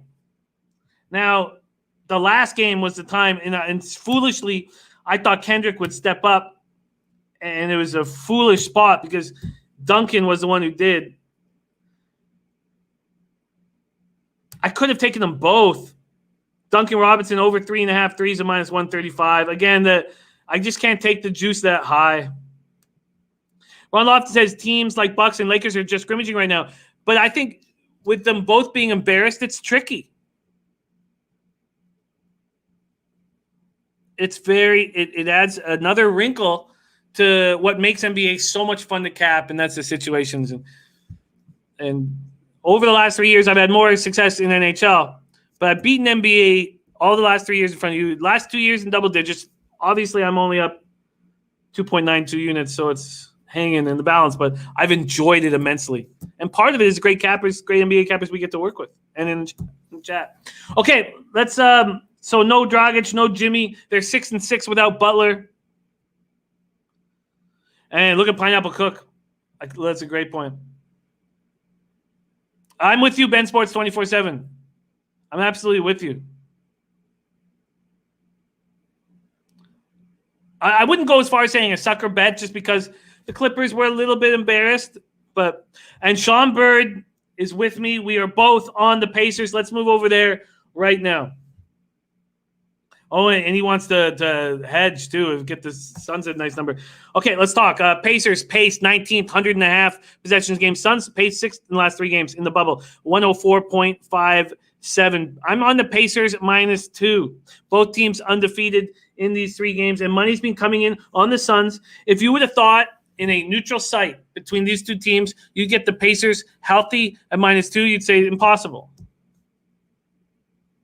Chris Durham says, how come the Suns and Booker getting no respect? Because 3 games does not a season make. That's why. And Focus on Your Bet says, get your Pelicans Kings bets in. Game is about to start. It's Face says, which site do you get your info? I use a few different sites, and depending on what sport, it's tricky. It's Faith. It's all sports dependent. Darren Santiago says Ayton is balling right now. So is Booker going to go 6 for 9 from outside? The Pacers want to get in the roll. Let's just take a quick look at the standings right now. It's very tight in the East. The Pacers are a game back from the 4th seed. Now, the 4th seed doesn't matter. But I tell you, I would expect the Pacers to want to play the Miami Heat and want to avoid the Boston Celtics. And they'll do that by winning today and knowing that Simmons is hurting and might be out for a while. Connor Max, C-Max on Pacers -2, Nuggets +4. Brandon Lucas says showing Brogdon is questionable. I'd like Brogdon to be in the lineup. Focus on Your Bet says Pacers -2. Both teams are hot, but only one team plays defense. And Johnny Cage got that over for Ingram. Nice job. I'm going to just take one last look. See if I can get an Ingram. One last look. And no. You know when Bet365 doesn't move it up and keeps it at -150, -160, -170, they don't want you to bet it. Nice job, Noko. There's a ton of interest, Helgard. Helgard, a ton of interest, but mainly towards the player prop market. Ingram. Rebounds and assists over 9.5, says Brandon Lugo. Maybe I should look there. What's points, assists, and rebounds for Ingram? 32.5. There I get the -120. Shit, I'm gonna have to make a quick bet during the show here. Let me just take a quick look at what he's done of late here in the bubble. Sorry, you guys. I just my palms just start instantly leaking. I think that I got 6 minutes. 32.5. I just lost with that with D-Row. All right. Against Memphis. He's not. Against Memphis, he goes for 36. Against the Clippers, he went for 16. And against the Jazz, he went for 31. All right, I'm going to stay off it and not force it. MMA locker room right now, I've got action in MLB a bunch, and we'll go over it.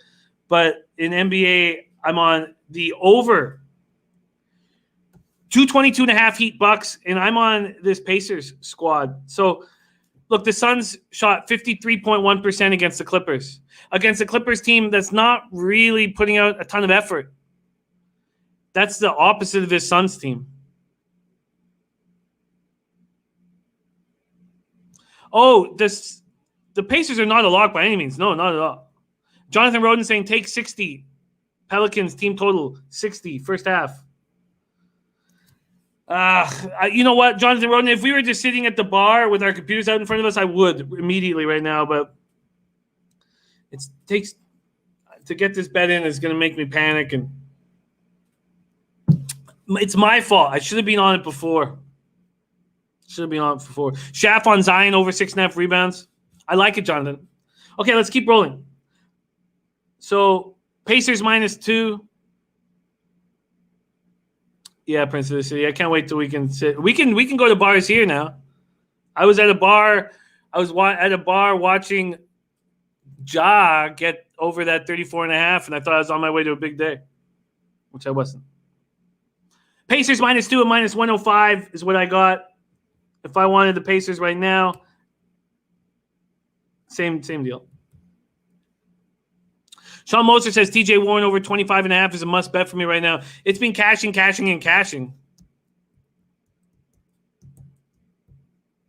Oh, to King, the little parlay, Ingram over 24 points and Pelicans for the win for +115.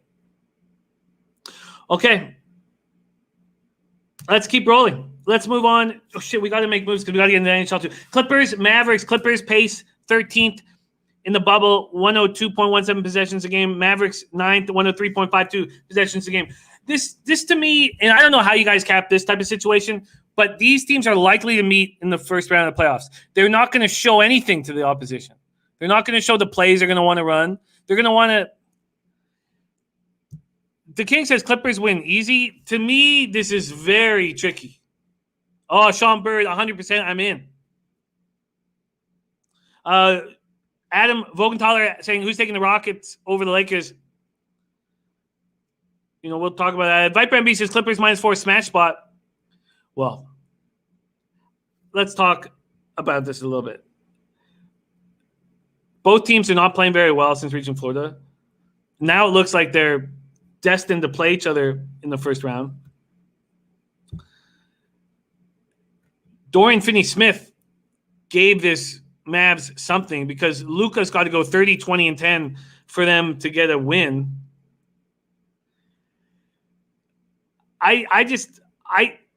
If you know that the teams playing each other aren't going to want to show them how they're going to play them in the first round of playoffs, what do? I stay off of it. I can't find an angle that I can believe in if I know that they're going to play a simple offense and simple defense. So this is just a clear stay away spot for me. Then we get the Blazers Nuggets. We've already seen C-Mac on the Nuggets. You know, the Blazers are going to be extremely dangerous if they get in. Nuggets are 3-0 against Portland this season. And the Nuggets are sneaking up in the West. Let's just go over this quickly. The Nuggets are sneaking up on the Clips a half game out. I mean, pick your poison. Who would you rather play in the first round, Rockets or Mavericks? T. Anderson says Portland going to win money line. Portland money line is cash. Princess C said last time they locked down Luka to prove a point. Think they might again, especially first half. You know, in all honesty, I wish I could have got on the under when everyone did. Oh, it's going back up. Holy shit. Wow. It's going back up. Wow.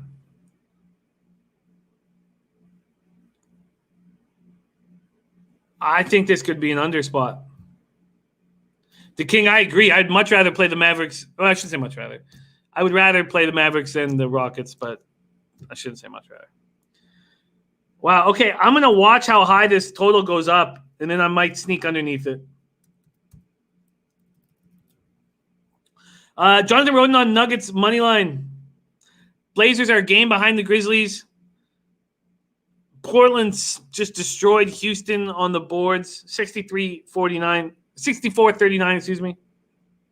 C-Max says, I'm loving the Blazers. Clash last couple. Just think Nuggets are a better team, and they're getting 4. Agreed.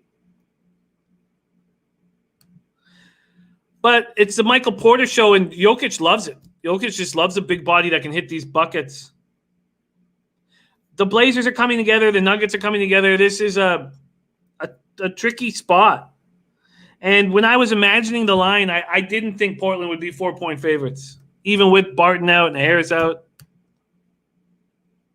Ben Sports says Nuggets can upset Portland tonight. It's going to be fun seeing Jokic and Nurkic go head-to-head. Adam Vogenthaler is with you on the Nuggets, with you, C-Mac. I'm off this game. Then let's move to Lakers-Rockets. It's another real tricky situational spot. The Lakers got embarrassed by the Thunder. The Rockets aren't hitting outside jumpers. Tucker's 33.3% from three. Covington, 20.7% from three. And the teams are all double-teaming Harden. The Thunder held the Lakers to 35.2% shooting. Chris Durham is asking if Murray's back. My expectation is no, but let's find out quickly before we move on to NHL. Oh, Murray is playing. Murray is playing, says Ben Sports 24/7.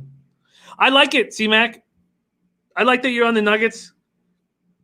It's just that the Nuggets, you're right. I think the Nuggets would prefer to play the Mavs, but I think they get through the Mavs or the Rockets, whoever they play. Dick King says Anthony Davis only had 9 points.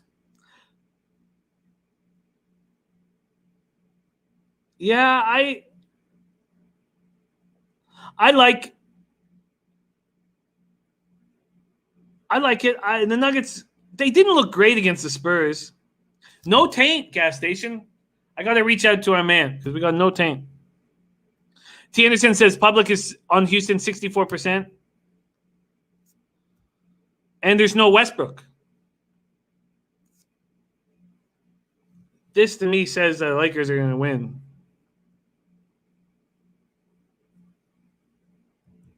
I think the Lakers are going to win. I think the Lakers are embarrassed with how they played. Maceo says no LeBron. All right, this is a wait and see. All right, I'm going to wait and see. And Chuck Hustle says Murray's out, says ESPN. Let me just check one more site, see if I can get a final call here. See if we can get a final call on Jamal. Is Jamal Murray going to be in the lineup or not? Let's see if they got any information on Jamal. No, we don't know. Yeah. Well, I'll have to see what Lakers team shows. No, I don't. Who said that LeBron is questionable? You know why? I don't need to make a move on this, man. Thank you, the King. Respect. From the King to the other King. We got two Kings, the King and Pryor. I use Roto World, Caleb. Okay, you know what? This is crazy. I don't need to throw darts here at this point. I got two looks. Two looks that I like. But if this Clippers Maverick, the only thing that worries me is that, you know what? I'm going to stay off this Clippers Mavericks thing. Because they're not going to show the type of defense they're going to be throwing at them. They're not going to be showing the kind of offense they're going to. It's okay. So I'm on two spots. I'm on the Pacers -2. And I'm on the Heat Bucks over 222 and a half. Okay, let's move on to NHL. First period under 1.5. Canucks Wild. I'm coming off an 0-2 day. Those of you who've been with me for 3 years, this has been my toughest year. First year I came down to Costa Rica, you guys saw me. I got up to 43.5 units up. Last year, at the end of the regular season, I was up 30 units, and here I'm sitting down 3.27 units. And it bothers me. And I have some time left to get into plus units.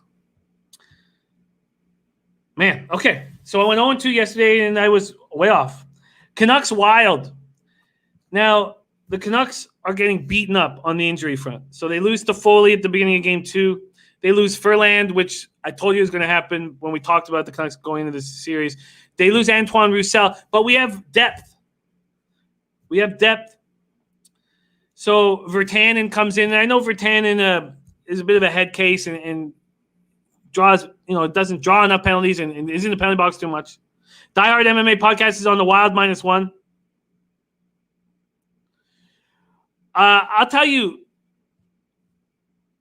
very important afternoon games are sloppy and defensive. And I know it's hard to put sloppy and defensive together, but the passes aren't crisp, and there's not a lot of risks being taken. And Kate Pasquis says the game needs Furlan. Don't forget Furlan. Furlan's done. I know, Prince of the City. I can't wait, and I'll be down to your country as soon as I can do that as well. I'm on the under 1.5 first period. They're going to be tentative. Robert Cherry says Canucks under 5.5. I don't dislike that at all. Connor Mack says Wild today. They will make adjustments. Yeah, Furlan's career is over. This is not. The Wild are a tight checking defensive team. And they were very tight checking under Gabby, and Gabby shouldn't have been let go, but he was let go, whatever. Then Dean Evison is the same, using the same principles. Even with these injuries, we moved Besser up to Pedersen and Miller's line. So I'm on the under 1.5 first period at -125, and I find these bets tricky. And I hate making them, and I hate watching the first period when I'm on them. It's funny, I have no problem with the first quarter bets in NBA, but the first period bets I just have extreme issues with. Before, in this type of situation, I would take no goal in the first 10 minutes. I stopped doing that just because I hate that bet more than anything. And you get paid out, though, even money payout. Mr. Goxer loves him. I get a ton of anxiety. Okay, I'm on first period under 1.5 and -125. I could have taken no goal in the first 10 minutes at +100. And looking back, the +100 is much better than the under or than the -125. And Robert Cherry first period no score. Wow, +275. Wow, that's. Wow. I respect it very much, but I'm not going to do that. I'm going to take the under 1.5, -125, Canucks Wild. Okay, let's move on to Capitals Flyers. You guys saw if you were watching yesterday, I'm very uncomfortable with who's playing hard in these round robin games. And we've already seen the Capitals lose Carlson in the first game. You think they want to come out hard against the Flyers because they're a divisional battle? Maybe. Reese says Flyers, but do you want Brian Elliott in that? Maybe. But look, if we're going to sit here with these maybes, Robert Cherry, I feel you. But my NHL units are $200. So I'm going to stick with it. Lost money last night. My baseball units are 150, so it wasn't as bad. But I lost $400 in the NHL last night. So I'm just going to be a little hesitant. Kate Pasquis says young Flyers are playing hard. I think they're worth a shot. I agree. If there was a move to make here, it's Flyers or nobody. You don't want the Capitals without Carlson, and you don't want the Capitals knowing the way they're going to be coached with concern. But it is. Christmas says my Flyers will win. MMA podcast says I'm looking at the Flyers. Sean Bird said there's a letdown spot for the Flyers. A big win versus the Bruins. I think the Capitals are live today. I don't want to bet these qualifying rounds, and I don't want to trust Elliott. And Von Polo is doubling up on the Flyers. Jordy Norman says Flyers are nothing for sure, and I'm going to choose nothing. Sharp Money in the house. Great to see you, Sharp Money. Respect. Let's move on to Golden Knights Blues. Another qualifying round game. Another spot that makes me uncomfortable. No, Brian, I didn't mean it like that. I just meant that I lost. What I meant to say is I lost $400 in the NHL yesterday, and I'm a little tentative. And C-Max says if Hart not wanted glorified expectation. Look, I did too. Look, we have a episode of Can You Make It as a professional handicapper. Can you gamble for a living? Not professional handicapper because, the most, as you guys see, professional handicappers sell their picks, and they survive off their pick selling, not off their gambling. But we did an episode on can you raise a family? Can you put food on the table and pay rent as a professional gambler? And you can't at $200 units. That is clear. So I'm not sitting here all proud that my units in NHL are $200. I'm not. If I was better at this, my units would be $500 or $1,000. And even then, could you make it? So, okay, so let's move on to Golden Knights. So that was not a big balls thing. It's not good. I'm not proud. Okay. Golden Knights, Blues. The Knights are playing without Pacioretty. The Blues are playing without Barbashev. Not that that's a big deal. I just don't see why you would go all out. Jordan Norman says, I like Vegas here. Vegas got 4 third-period goals to beat Dallas 5-3. I just don't see why a team would go all out here. And if I was coaching either of these teams, I'd be going 4 lines. I'd be playing everybody. I wouldn't be concerned. I would just want to play smart. That's all. Make the right reads and be accountable defensively. I don't want anything to do with these games. They're exhibition games. The goal is to come out healthy. That's the only goal. And it's a pick 'em. Oh, you're very kind, Kevin. Very kind. We as a team working together are great. Me alone, if I was great, my unit size would be higher. Okay, let's keep rolling. Okay, no, Brian Warner, I know. Sorry, okay. I respect. I just, okay. The whole thing here is always has been about transparency and honesty, and so, but respect, Brian. Okay, let's move on to Leafs Jackets. I'm making moves on these last 2 games. I'm making moves. Python Junkies, I'm just on the first period under 1.5. Leafs Jackets. No Muzzin for the rest of the series. The Leafs were dominant in that 39. They outshot 39-20 Columbus in that game 2. So, what I am saying, and Chris Crumbsy saying value had to pick them. And Chris going to say Blues have value. And Mr. Gokes said then St. Louis wins because they're deeper. And look, so Mr. Gokes says something tells me Leafs explode here. Reese is on the under 5. I'm on the over 5.5 at plus 120. I think there's going to be goals in this game. I think the Jackets now know that they can't just fully be in a defensive nutshell. And you take Muzzin off the Leafs defense, Tortorella's going to tell them, look, this is not a good defense. Attack, attack, attack. And once they start attacking, then we know that the Leafs have the players to counterattack. Anderson's been spectacular. Korpisalo's been very good. Both teams are 0 for 12 on the power play. Robert Cherry, first period, over 1.5. I'm on a big plus line here, over 5.5 at plus 120.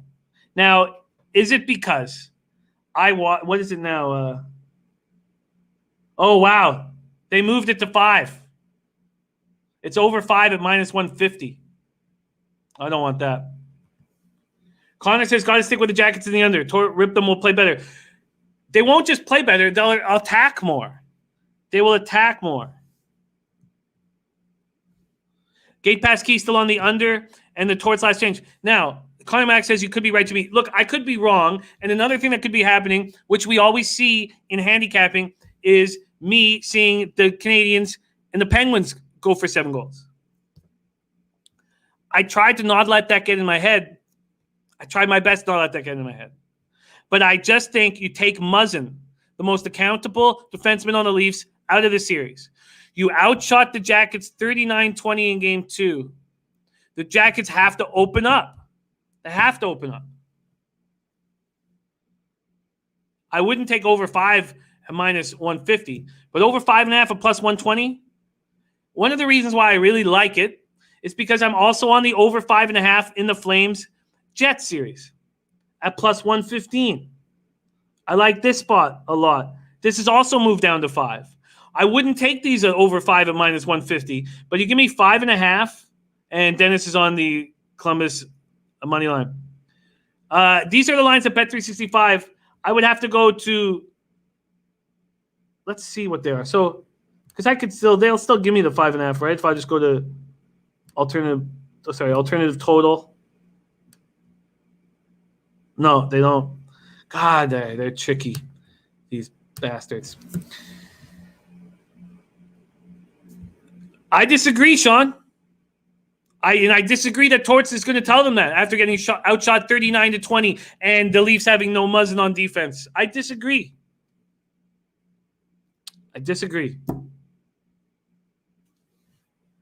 Look, he coached the Canucks too. If you were going to sit back in a tight shell, what are Frederik Andersen's numbers here? He's got a .981 save percentage.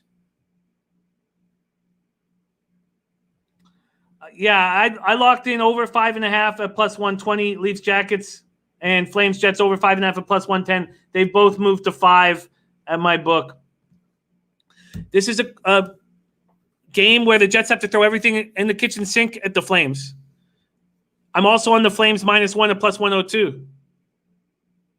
Oh shit! Python Junkie says Twins 2-1. Yeah.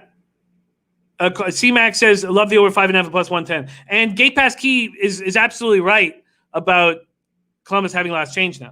That's going to help.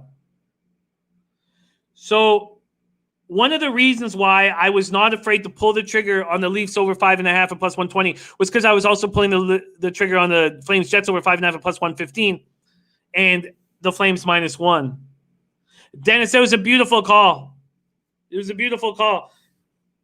Dennis on the show said, take the Flames to win the series, 3-1 at plus 175. And I was saying, I don't trust the Flames. Well, the Jets, so they lose Scheifele and Laine. But then they lose Perreault on Tuesday as well. They'd already lost Appleton, who's not as big of a deal. But I tell you what's going to happen is LeBron is out for the night, Jeezy. Oh, thank you for letting us know. Wow. Yes, UFC betting experience, but we'll go over everything right now. So the Flames, I think, win this game comfortably. Oh, shit. Twins 3-run homer. Oh, no.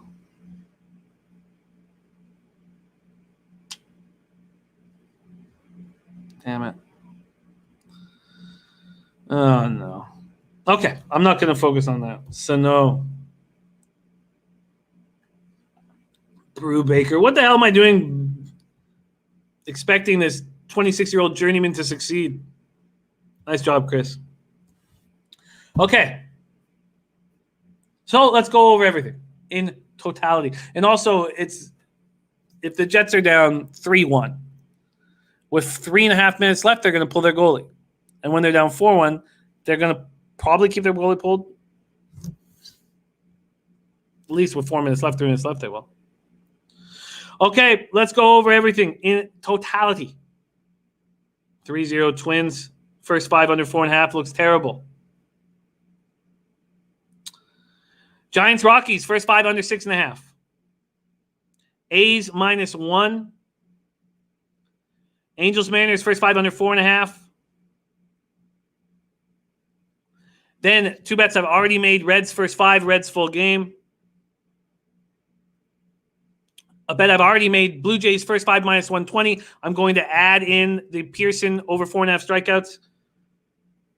If it's not gone up to 5.5, it was at -130 last I looked. Mr. Gokes says St. Louis is going to punch Vegas in the mouth. I agree, Sean. That was a shocking game.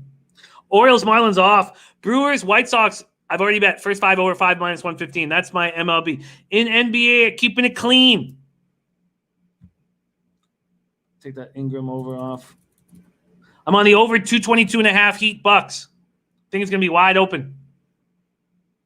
Don't think a lot of defense is going to be played. And I'm on the Pacers -2, -105 against the Suns. There's my NBA. Oh, yeah, you're right, Sean. Sorry, you're right. Canucks Wild, first period, under 1.5 at -125. And then what I just talked about. Leafs, Jackets over 5.5 at plus 120. Flames, Jets over 5.5 at plus 115. And Flames -1 at plus 102. There you have it. 22 NHL, MLB, and NBA games broken down.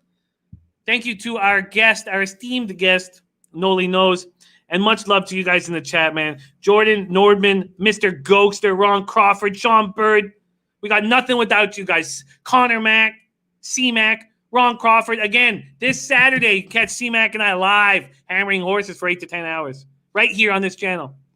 Dav Fenn, Lord Vader, Chris Smith, Python Junkies, UFC Betting Experience, Angus Finley, Jeezy, Dennis Garcia. Oh, that's what I want to do. Thank you. Dennis Garcia, Jimmy CC, the Woj. Nolly's a bum already. 3-0. Come on. Nolly, we'll get. Hey, we've seen this happen before too. You know, we can. It's still there. Good capping with you, Robert Cherry, my man, Brian Warner. Okay, I'm gonna pop a couple things. Those of you who want to add a little horse action. Wow, 42 points in 6 minutes in King's Pals. Oh, Chili Dog. Mistake not getting on that over, man. My bad. All right. So here we go. Little action for you guys. A little Dennis Garcia horse action. I'm going to pop it up right now. There you go. There is a Dennis Garcia horse article. Black Door King, my man. There is a horse article right there. And here is an Ant L MLB picks and predictions. Here's Ant L's action, his video for Thursday's slate of games. I'm going to pop that in the chat as well. No WNBA for me, Cabin 24/7. It's really this is because this with NHL, NBA, and MLB on at the same time. This only happens for 2 weeks during the year, and they're my toughest 2 weeks of the year. And so I can't add in. This only happens from March 28th till about April 10th, April 12th. It's the only time these three sports are all regular season together. So it's a lot of prep. A lot of prep. I love you guys. Let's get paid, man. Coming off a losing day. Need to get paid. Brian Warner, Gavin, I was talking about WNBA. I love you guys. Good luck today. I will catch you guys here tomorrow at 12 noon. Let's get paid in full. Lecce, Halos bookmakers. Let's get paid. Need a day today.